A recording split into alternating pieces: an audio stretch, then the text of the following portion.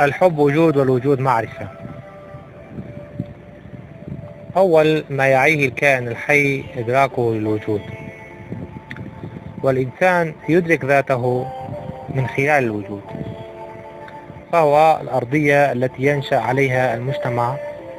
ومنه يستقي معاييره ومثله من الرابط الأوحد الذي يربط الإنسان بالوجود قبل اكتساب الأشياء،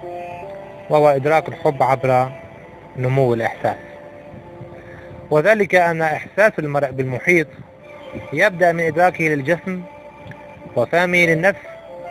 وإيمانه بالحياة. والإيمان نتيجة طبيعية تتم عن طريق مراحل يمر بها الموجود ليتأكد من حقيقة المثل الناجمة عن الحب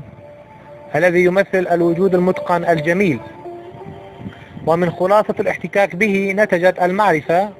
وترسخت ماهية الحب من خلال الصراع لأجل انتصار القيم الطبيعية والأنظمة والقوانين الضامنة لبقاء الجماعات البشرية وترويض سلوكها لأجل اكتساب المعرفة. من مدى الاستعمال الأدوات الموجودة التي ابتكرت بفضل المعرفيين، من اكتشاف النار واستعمال الحجر وبناء البيوت والزراعة، ومرورا باختراع الكهرباء والهاتف إلى ثورة الحاسوب والإنترنت، مما اتضحت علاقة الإنسان بذاته وتحسنت من خلال الآخر والعالم عموما. فقد الإنسان ما يربطه بالوجود المعرفة نتيجة استحكام غرائز السلطة والتملك والفردية والاحتكار والجهل والسيطرة على الثروة والاستعداء، مما أبعدته عن الكينونة المعرفية التي هي الرسالة الحية والواضحة في الحب وممارسته، فاستبدله أحيانا كثيرة بمفاهيم مبتدعة معادية للأصل النقي الذي يعود الإنسان إليه وهو الحب. فقد هذا الرابط، فبدأت مفاهيم الصراع لأجل الصراع مكان نشر قيم الحب من خلال الحضارة التي أنقذت العالم من توالي عهود التوحش والبربرية والبناء وجمال النظام والتمثل به لتحقيق القوة. فبدأت عصور الإرهاب وأضفيت عليها صفة المقدس باسم الدين والقومية، اللذين هما غطاء يخفي مضمون الصراع الأساسي، وهو السيطرة والهيمنة الاقتصادية والبحث عن أراضي جديدة لتوسيع الثروة، والسلطة الأنانية التي وجدت من محاربة المعرفيين وأصحاب الملكات والأفكار الثائرة العدو الأوحد الذي يقف ضده مصالحها، والذي يجب الولاء في محاربته من خلال نشر قيم الجهالة المتطرفة والهيمنة على العقول وزيادة تجهيلها مقابل أفكار التنوير والمعرفة. ثمة صراعان أنتجتهما البشرية في احتكاكها بالوجود: صراع المعرفة المتمثلة باقتران العلم بالأخلاق ضد الجهالة المتمثلة باقتران العلم بالتحلل. فالسلطة استخدمت المثل والأديان والقوميات مروجة القوالب والرؤى الضيقة لتنتج مفهوم الثابت، والمعرفيون وجدوا في الأخلاق وصبر العلم تحولا في مسيرة الإنسان نحو الأفضل. فنشأ من خلال ذلك الصراع بين الثابت والمتحول، المحافظة والتغيير، الأصالة والتقدم، وكلاهما مرتبطة بالصراع الكبير الحقيقي، وهو صراع المعرفة والجهالة.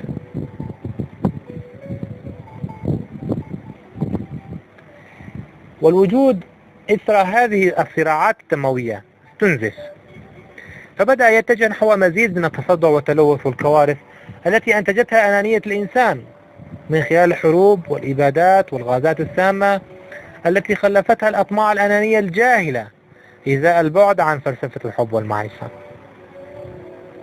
بالمقابل فإن الوجود يتجه للمدنية والإعمار والجمال والفن والخير من خلال التمسك بالقيمة الجامعة للإنسانية على اختلاف لغاتها وأنماطها وسلوكياتها في الحب، التي هي نبض المعرفة الخالدة. ولا فارق بين الحب والمعرفة، إنهما توأم الوجود. فالأحاسيس، الإدراكات، الفهم، الإيمان، الحدس، التأمل، التفكير والتساؤل مفاتيح معرفة الوجود، وإن هذه المفاتيح نتاج ارتباط الكائن الإنساني بالوجود من خلال الحب الذي يمثل لدى الإنسان المفاتيح التي من خلالها بدأ الإنسان سبر الوجود لأجل المعرفة. فالحرية تكمن في الخلاص والطمأنينة والسلام وتحقيق الرفاهية نحو الأفضل، وهذه من سنن المعرفة والاحتكاك الحضاري الذي ابتدعه الإنسان المعرفي كفيل بدوام الحياة الصحيحة لمعرفته باستعمال الأدوات بعد عناء. ونتيجة رغبته بالطموح والحياة فقد مر بمعوقات وعثرات إزاء احتكاكه المستمر بالوجود، فما وصوله لقيم النور إلا لمروره بمحاولات جمة وتصديه المستمر لوهم الإخفاق ولوباء الجهل والغرور والأنانية، فكان ينجح ويفشل، وهذا النجاح هو من أحدث الصراع. فقد أدرك بطبيعته الإنسانية ميله للإشباع التام كي يتحرر من الجوع الجسدي والجنسي ويبدأ بالبحث عن الفضائل. ومن هنا نشير بأن نظريات اللجم والكبح سببت في تضخم العقد العنسية والداخلية لدى الإنسان، وأعاقت تحقيق رسالة الحب في زبر المعرفة في الوجود. إن المعرفة هي الجامعة التي ينضوي تحتها كل البشر، تتقلص من خلالها تناقضاتهم العرقية والبيئية والجنسوية والعقائدية لصالح إقامة المؤسسات والاتحادات التي تكفل لعموم الأمم فرصتها في الرفاهية والاستقرار وتأمين الحاجات من خلال مكافحة الجوع والإرهاب والأمية والأسلحة المحرمة ومنع الاستغلال والمتاجرة بالإنسان، وتحقيق الحريات من خلال التعايش الحميمي في ظل ثقافة الاختلاف بين الرجل والمرأة لتحقيق متطلبات العائلة السعيدة التي تجسد الاستقرار النفسي الذي يمثل أقصى درجات تماثل البشرية بالشفاء. إن رسالة الحب التي بشر بها الإنسان العاقل تجسدت بالحضارة الفكرية والعمرانية والفن، ومثلت الحقيقة المطلقة الشاهدة على كدح المعرفيين، والحقيقة المطلقة هي الوجود في وحدته، حيث كانت لنظريات الإقصاء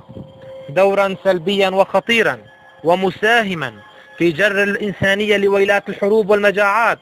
وتوالي عصور الجهل والانحطاط، وأخذت حروب الإنسان الأناني بتجفيف ينابيع الحب والمعرفة على حد سواء، فاستشرت مفاهيم التطرف في الدين والمذهبية والطائفية وأوبئة العنصرية والشوفينية وما شابه ذلك، وباتت وسيلة تقويض للانتماءات الروحية والفكرية لدى المعرفيين في الوجود، وأضفت على البشرية المزيد من الجهل الروحي والفكري ومزيد من التخبط والضياع والانزواء في النظريات الجغرافية والإقليمية الضيقة.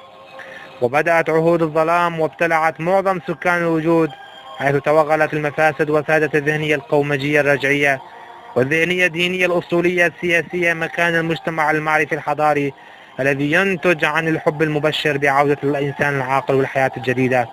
في عالم أوشك على الفناء بفعل إحياء الخلاف والانقسام وإلغاء الاختلاف والتعددية لصالح الاستبداد والشمولية. إن هوية الإنسان المعرفي الجديدة هي المعرفة التي تمثل الحياة الجديدة وبداية طور نهاية المعاناة والتمتع بالحريات، لتصبح المعرفة الجامعة الشاملة التي تنضوي تحتها خصائص الشعوب على أرضية الوجود الذي يتساوى فيه المعرفيون في الحقوق والواجبات، من خلال طرح أنموذج الكونفدراسيون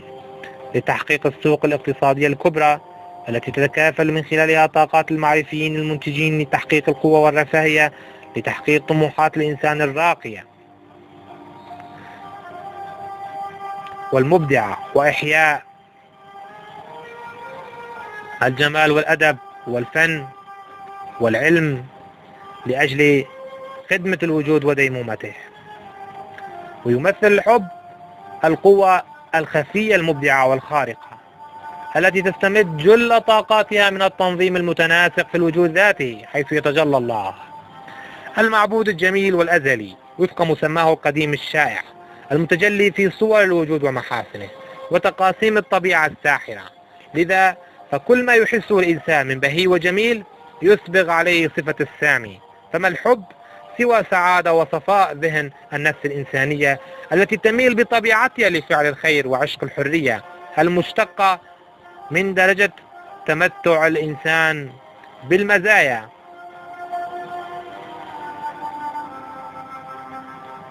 من درجة تمتع الإنسان بالمزايا والخصائص التي يستمدها من الطبيعة. الإنسان المعرفي لا يلغي وجود الكيانات والقوميات والخصوصيات في الحياة، فمبدأ وحدة الوجود هو التنوع، وشمول النظر لا يلغي بالضرورة النظر في التنوع والغنى الوجودي الذي يستمد منه المعرفي جل طاقاته، لكن للمعرفي الغاية القصوى التي يصر على تشبث بها من وراء هذا التنوع هو السعي للمعرفة وصون الوجود بمحبة الكائنات في مقدمتها الإنسان، فلا يتعصب طالما لا حدود المعرفة، ويجد في التنوع الإنساني أثنيا ودينيا وعرقيا خصائص محكومة بالتطور عبر الأصول والأزمنة واختلاط الأجناس وتأثير البيئات على سلوك الجماعات، ويبحث عن إيجاد البدائل من الحلول والأفكار الجديدة التي لا يتوانى عن طرحها، ولا يجد ضيرا من البحث واتقاء المعرفيين الذين يعيشون في كل بقاع الوجود الشامل الذي يتعدى فهم واضعي الحدود والجغرافيا والطبقات. فالإنسان المعرفي هويته في المعرفة، إنه يجد في تعلم اللغات وسيلة للتواصل مع الذين تتجسد من خلالهم حقيقته الجديدة الأزلية، الداعية لخدمة الوجود وتحقيق رسالته في المحبة، فلا يقف عند دين أو حزب أو قومية أو طائفة، يؤمن بالتنظيم الطبيعي ولا يضع نفسه عبدا مأجورا في خدمة فئة ما. الإنسان المعرفي سائر على مفهوم الحزبية الضيقة والتحزب بكافة أشكاله، سائر على الإيديولوجيا الشمولية الثابتة لأنها ضد التحول المعرفي والوعي المتطور. الإنسان المعرفي يؤيد الاتحادات التي تتم لأجل ترسيخ المرونة في التفكير، ويؤمن بالإنسان الجندي والقائد في آن معا، يؤمن بالنقد إيمانا تاما ويرسخ مفاهيم الحوار والجدل نحو تطوير الأفكار والوصول للأفضل، يقدس الحب والفنون الإنسانية التي تخدم الوجود والتفكير المعرفي ويعمل لأجلها من خلال التمسك بالمعرفة، وناقم بشدة على سرطانات الجهل والحقد والعنصرية والتمييز والأنانية والاحتكار، يدين بالحب كمسلك وبالمعرفة كهدف أقصى وبالوجود كانتماء. والحب هو ممارسة الأخلاق التي تمثل أولى مهام الإنسان المعرفي بالحياة، كونها تمثل قوميته وعشقه للحياة، وبالعودة للحزبياتية ونقدها فلا بد من الإشارة لتأليه القائد أو الرموز على عماء وتقليد وإرهاب، حيث يرى المعرفيون في مفهوم التأليه تأليه الملك نتيجة تدرج المفاهيم الثيوقراطية التي كانت إحدى إفرازات الحاكمية الدينية. هذا التأليه أوغل روح الخضوع في ذات الفئات المغلوبة وجعلتها في غيبوبة عن ممارسة الحياة الديمقراطية ورسوخ العدالة والمساواة، مما حورب العلم وحورب العلماء والمفكرون وأصحاب الملكات الإبداعية، وظلت الأديان وسيلة ناجعة بيد هذه المؤسسات لإحكام قبضتها على الشعوب، تارة باسم الدين وتارة أخرى باسم القومية، فحدثت المجازر التي راح ضحاياها الملايين تحت غطاء الفتوحات والمستعمرات. وقد أبعدت هذه المؤسسات منذ فجر التاريخ الإنسان المعرفي وحاربته بجميع الوسائل. نذكر مثلا سقراط، ابن المقفع، عبد الرحمن الكواكبي، أبي العلاء المعري، غاليليو، كريستوفر مارلو وآخرون يمثلون أحد أهم رموز الإنسان المعرفي، وقد دافعوا عن المعرفة والحب وأدوا رسالة الوجود بكل قوة، وقد أضفي التقديس على الدين والمذاهب والطوائف كما أضفي التقديس على القومية والإقليمية والقبلية، فبدأ العالم بشن الحروب المقدسة باسم الرب والحق والتحرير والمقاومة والممانعة، وكلها وإن كثرت مسمياتها تصب في خانة محاربة المعرفة التي هي الحب المتجسد في الوجود. إن توالي نظريات القوة والعنف خنقت لدى الإنسان أسمى مواهبه ومدركاته، وجعلته يقتل لأجل أن يخلف أضراره وبشاعته على الوجود الذي يمثل الملاذ لصيرورة حياته، فشاعت مفاهيم التخريب وتعطيل الفكر، وباتت أداة لتزييف الحقائق واللعب بالعقائد. فالحزب هو هيكل متطور عن الدين، وهو تصور نسبي قابل للتحول والنقد والتغيير، فلم يعد نموذجا مستوعبا إدراكات وتطلعات الإنسان المعرفي الجديد، بل يقصيه عن التفكير والتدبر والإبداع ويجعله مجرد مقاول وببغاء يكرر الأقوال التي تمثل الدستور الذي لا يتغير، وبمجرد التفكير بتغييره فإن ذلك يمثل انحرافا وخروجا سافرا، بل يخون وربما يدفع حياته ثمنا، لأنه بدأ يستشعر أن هذه العقيدة بدأت تتعرض للبطلان وغير قادرة دوما أن تستوعب تغييرات الحاضر والمستقبل. ولا فارق بين إيديولوجيا الحزب إن كان شموليا أو ليبراليا وتصوره المحدود الذي يبدأ من نقطة وينتهي بها عن التسليم الأعمى والجاهل لدى بعض أصحاب العقائد الدينية. لقد أدى هذا التحجر إلى قولبة الإنسان وتحنطه وعجزه عن إدراك المعرفة، وإحدى مهام الإنسان المعرفة الحقيقية هو استئصال ذهنية التطرف والمغالاة منعا من الاستبداد والفساد والوقوع في أفخاخ المفاهيم الضيقة المعادية لقيم الحب والمعرفة والنور. المعرفة انحياز مطلق نحو الحب والجمال ورفض للاستغراء والإقصاء، وتحرير الإنسان من كل ما يخنقه أو يقف حائلا في مسيرة تطورية من خلال تمثله بالأخلاق وإعماله العقل، واستثمار الطاقة في خدمة القيم التي تنبع من الوجود، والقيم مصدرها تآلف العقل مع العاطفة في خضم الوجود. إن إحدى غايات المعرفة في الوجود هو إبراز التعايش والذكاء الراقي والتسامح ضمن التنوع البشري وتغذيته بالتعاون والمحبة وسبر الحياة من خلال العمل والنظام.